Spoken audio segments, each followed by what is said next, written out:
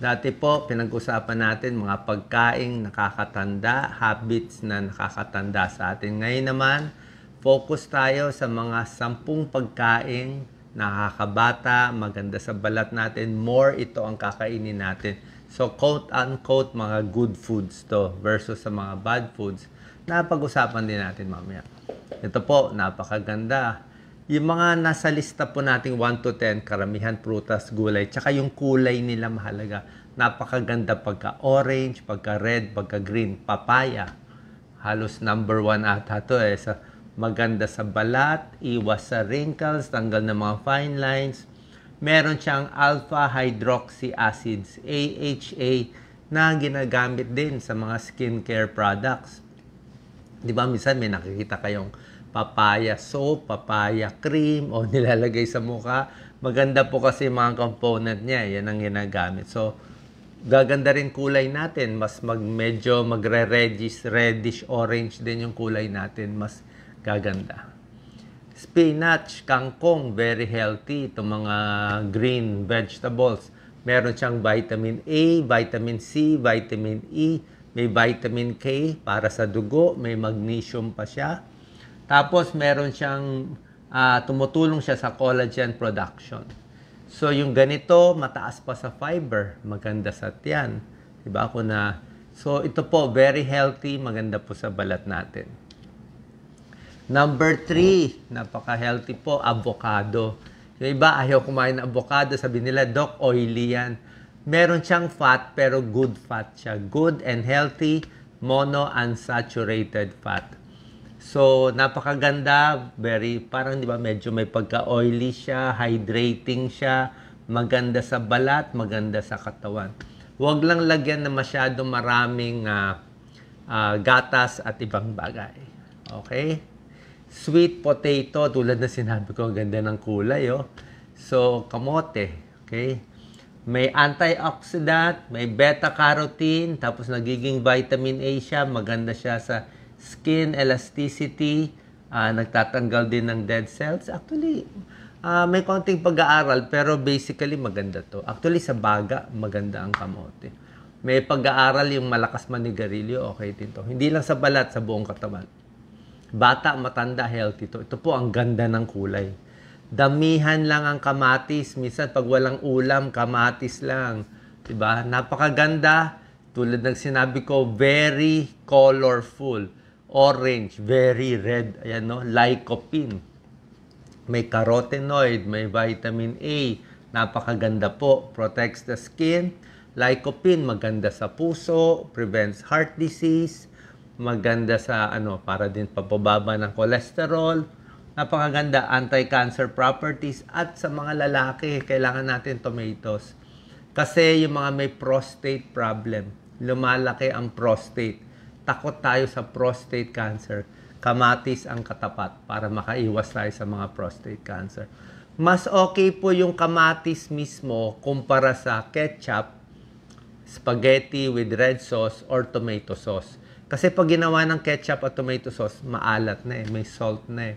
Ito, mas healthy po siya. Ayan, oh. Okay lang buto, walang problema. May isang medical study, tiningnan nila yung kumakain ng lycopene-rich foods ng kamatis, sinamahan ng vitamin C, vitamin E at soy, mas hindi kumulubot ang mukha nila after 15 weeks. Carrot, favorite ko po to. Pampahaba ng buhay. Mas maganda, wala pang cancer, lalo na sa kababaihan, wala pang breast cancer, kain na tayo ng carrot. Mas okay ang carrot for cancer prevention habang wala pa yung sakit kaysa yung may sakit na. Bukod dito, para sa mata, anti-aging, pampaganda ng kulay. Kita mo naman yung kulay nito. Gaganda pag dumi nyo dito. Kung meron kayong almoranas, fissure sa puwet, yung masakit pag dumudumi. Ito po, gaganda dumi nyo, very smooth, hindi magagasgas yung bituka puwet natin. Especially kung mga carrot shake, ba? Cleanse the body, healthy teeth, tsaka bawas sa stroke. Pagdating po kasi sa cancer, ito po kasi issue. Lahat ng tao, yan ang kinakatakot natin eh. Top 3, top 2 cause na of death ang cancer, lalo na sa ibang bansa. May mga bagay nagkokos o nagpapataas ng risk ng cancer pag tumatanda tayo. Ano to? Ito yung mga negative factors. Merong good factors. Ang negative, yung mas tumatanda. May lahi kayo ng cancer. Okay? Naninigarilyo. Sobrang stressful ang buhay. Ang kinakain, puro matataba, mamantika, bacon, lahat ng taba. So, yun, high risk ka magka-cancer. Pero pag mas healthy, mas nag-exercise, mas ito kakainin mo, mas mababawasan yung risk. So, yung mga cellula natin, hindi agad magbabago. Hindi natin alam bakit yung normal cell natin, let's say, normal cell sa babae, sa breast, bakit bigla nagiging cancer? O sa lalaki, sa prostate, sa lungs, bakit bigla nagka-cancer? Tapos, laki na ng laki yung cancer cells hanggang masira ang organs, mamatay yung pasyente, di ba? So, ito yung mga nakaka-prevent. Dagdag tayo sa good, bawas tayo sa bad foods, tsaka sa mga smoking. Next, green leafy vegetables, sobra ganda. Ang kumakain ng green leafy vegetables, lalo na yung mga vegetarian, mga Adventist, 10%, 3 to 10% less cancer risk. Mas mahaba buhay, mas di namamatay sa cancer. Kung may nakitang bukol-bukol, ang mga taong kumakain ng gulay, pag chinek mo, benign, hindi siya cancerous. Yan, no? Maraming micronutrients, sobra daming, kahit anong klaseng gulay, ampalaya, talbos, contains fiber, gaganda pag dumi nyo dito. Pag dumaan niya sa bituka, parang walis yan winawalis niya yung dumi. Less bowel cancer, less colon cancer. Papayat ka pa kasi hindi siya matamis papayat. O low cholesterol. May protina. May protina din ng gulay. Mataas sa fiber, gives energy, hindi nakakataba at maganda sa balat. Sobra ganda. Number 8, pwede ang cocoa, dark chocolate, yung more than 70%, yung medyo mapait. Kaya lang, konti lang kakainin mo, mga 30 grams lang yan. Huwag yung marami, kasi masyado lang matamis Mga ganito lang karami. May flavonoids, good for the heart, pag pa-konti-konti. Number 9, isda. Okay, fatty fish, kahit anong isda, bangus, salmon, tilapia, sardinas, ano yung gusto natin. Huwag lang masyado yung mga tuyo at daing kasi masyado maalat Bawas lang. Itong mga mas fresh, may omega-3 fatty acids, maganda sa puso, maganda sa skin, 'di ba? Maganda kung may palpitation, mataas ang cholesterol. Isda, napaka-healthy. Okay lang yung taba ng isda. Mga belly, bangus belly, tuna belly, pwede po lahat yan. Dagdag ko na rin, hindi ko lang po nalagay sa listahan, citrus fruits. Citrus fruits, napakaganda, mataas sa vitamin C. Lemon, dalandan, calamansi, mga suha, pwede rin yan. Very healthy po. And lastly, green tea. May tsaan ng green tea, meron siyang antioxidants, nakaka-prevent ng mga damage from the sun sa UV light, at may konting pag-aaral, nakakabawas ng cancer. Okay? Hindi naman ganun kalalaki studies, pero medyo maganda, di ba? Mga Japanese, Asian, green tea. So, yan po yung mga 10 pagkain na mas kakainin natin para mas healthy. More exercise para gumanda circulation. Tulog, napakahalaga ng tulog. Pag maganda ang tulog. Other ways, kailangan may moisturizer. Pag maliligo tayo twice a day. Yan po. Bukod dito sa mga healthy foods na tinuro ko, sisingit ko na rin yung mga babawasan o iiwasan. Hindi naman talaga ganun ka bad foods. Pero kung mas marami dapat nung healthy kaysa itong mga babawasan natin. Diba? Bawasan ang soft drinks at matatamis. Tubig na lang. Sabi ko nga, lemon water, mas okay. Kasi pag soft drinks, energy drinks, taas sa calories.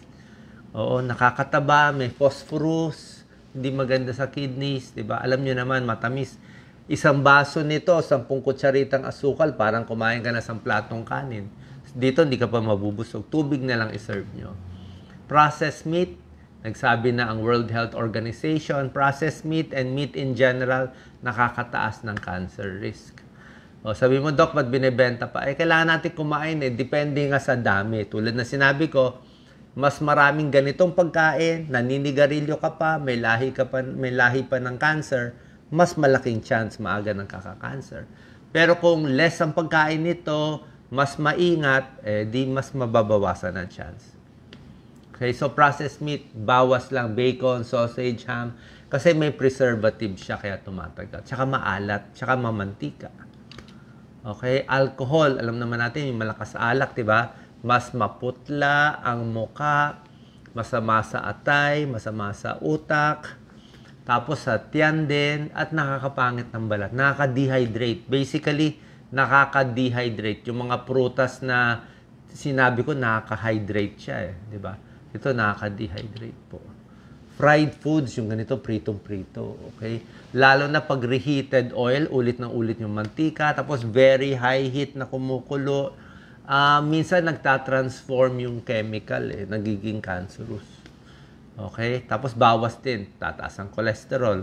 Magbabara sa ugat natin yan. Puro mantika. High fructose corn syrup. Hindi natin alam, nilalagay yan sa mga processed foods. Nakahalo na yan. Itong donut, matamis na, nakalubog pa sa oil. Ito lahat ng mga sweets, candies, yan, mga lollipop, kahit mga baked goods, mga icing, mga drinks, mga ice cream. Minsan, marami dyan nilalagyan ng mga chocolate, nilalagyan nito ng pampatamis na mas nahihirapan yung katawan natin. Anong bad effects? Marami nagkaka-fatty liver, tumataba, nagkaka-diabetes, nagkaka-gout. Okay, konting bawas. Ito, nung bata ako, mahilig tayo kumain ng sunog, di ba? Barbecue na sunog, hindi natin alam eh. Pero ngayon, bawal po. O, huwag kainin, pangit na ngayon lasa. Pwede kumain ng inihaw, wag lang yung sunog. Ayaw natin ng hilaw, ayaw mo rin ng sunog. Yan po. Tanggalin nyo, tapyasin nyo. Cancerous eh. So, meron siyang AGE, Advanced Glycation End Products. Mas nagiging dadami inflammation, pamamaga sa katawan. Siyempre, junk foods, bawasan natin. Mamantika, sobra alat. Oo. Sama na natin instant noodles, sobra alat. Noodles, instant noodles, okay lang mapaminsan-minsan. Yung sabaw nun, di ko na kinakain eh. Kasi nandun yung alat eh. So, yung noodles na lang, pampabusog. Tapos yung alat, bawasan nyo, tanggalin nyo lang. Kasi nandun yung salt. Ang mga Pilipino, 4 times kumain ng salt. May preservatives pa, may acrylamide, may calories, may betchin. Doon tayo sa tunay na pagkain. Lalo na sa bata, huwag natin pakainin ng puro ganito. Hindi matututo kumain ng gulay. Pag tumanda sila, magkakasakit, maaga pa, high blood na. O pati itong mga sweets, maha-hyper yung mga bata. O, di ba? Di ba? Fructose to sa maraming klaseng matatamis, di ba? Mas mataas ang risk for diabetes, heart disease, overweight, tsaka cholesterol. Yan po, alam naman natin ito yung mga babawasan. Pa-konti-konti kung gusto niya, paminsan-minsan, para lang ma-satisfy yung urge. Ito mga habits, iiwasan natin. Tulad na sinabi ko, alcohol, matulog ng sapat, bawas stress, tubig. Dapat uminom ng maraming tubig. Yan ang pinakamahalaga. Tigil sigarilyo at iwas sa mga crash diet. Kung magpapapayat man, yung dahan-dahan lang pagpayat. Okay? Apply sunscreen. Huwag masyado magpapaara pag tanghali. Stay hydrated. Tubig, 8 to 12 glasses. Moisturizer, pampaganda ng balat. Mag-exercise, gaganda circulation. Magpapapawis, tsaka yung mga tinuro kong anti-inflammatory diet. Sana nakatulong to. Focus tayo sa mga good foods na mas healthy para sa atin. Salamat po.